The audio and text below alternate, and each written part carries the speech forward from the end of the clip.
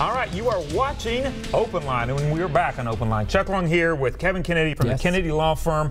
Always love it when Kevin's here. He generates so many questions, and I think, you know, I was looking through, I always like kind of review before we come on, and top 10 reasons that you hire a lawyer. Yeah, come on. Number one is the law is complicated. Yes. That's an understatement. For anybody. For anybody. For all the lawyers, too. Yeah, you guys have been doing this, though, for so many years, and it's a little less complicated for you, and you're able to kind of make it a little more understandable. Yes. Yeah, so we're helping a lot of you do that this evening, and did want to mention, of course, I mean, think about it. Of course, 4th of July is coming up. Come on. Independence Day. You got to hear it. Sir Francis Scott Key, he wrote the Star Spangled Banner. Well, what most people don't know, he was a lawyer. Really? Patrick Henry, he said, give me liberty or give me death. He, likewise, was a lawyer. So many people that helped form the government. So the French Revolution, when they came in, they said, kill all the lawyers first. And they said, well, why? Because they are thinkers, they are planners, they will regroup. And that is true. So historically, lawyers have played such an important part of our history, and it's a great time to celebrate. I encourage all of the viewing audience, make it a special time for your family. Absolutely. And I tell you, this feels like a family here. I know we get a lot of repeat viewers. They call in. It's a great way to get some questions answered that you may have about your own legal questions. You know, the number 2 reason to have a lawyer, not having a lawyer may actually cost you more. Absolutely. That's something to really consider. So. Absolutely. You know, one of my lawyers worked at a wealth management law firm. I've said it before. I said, what'd you learn from working with all those multi-million? The richest people hire the best lawyers and the best accountants. My experience, it is true. They actually save you money, no doubt about it. Right. Yeah, that's what you got to do. And you're really getting a great opportunity to ask those questions tonight. The number's on your screen. If you're just tuning in, it's Ask an Attorney. For the rest of the hour, we're going back to the phones right now. Crystal, we do appreciate your patience. Do you have a question or a comment for Kevin? Well, it's just a question. My daughter was suspended from her job. All right. 3 weeks ago.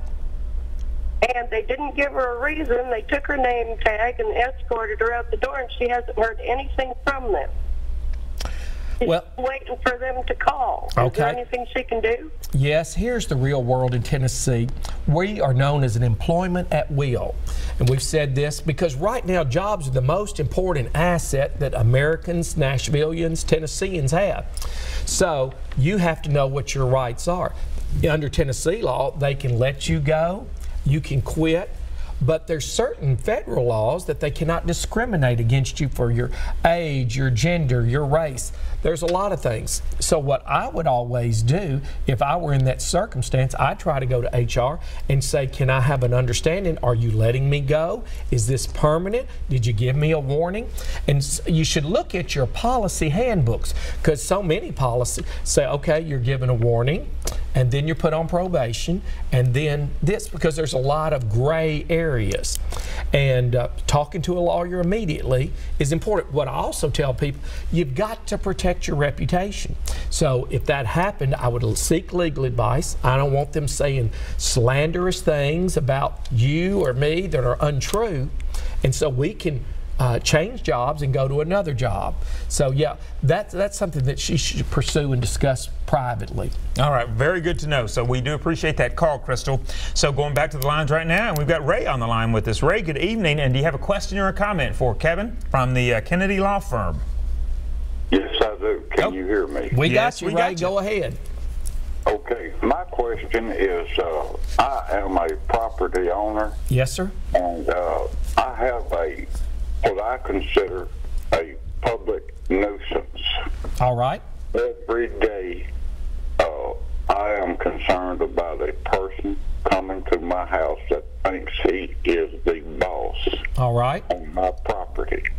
And if I tell the person that I do not want him to come back to my property, absolutely, what is my legal recourse other than going to court, which I cannot afford? Okay.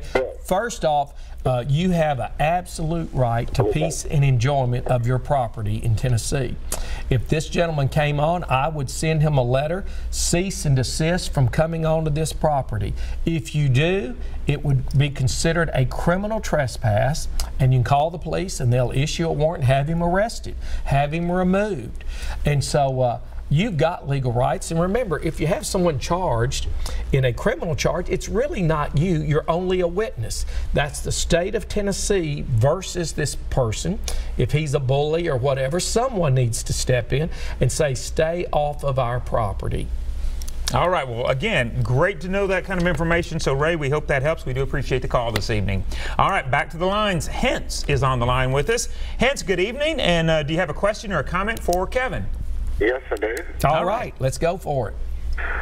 Mr. Kennedy, I'm from Kentucky, Henderson originally. I've been down here in Davidson about 5 years. Yes, sir.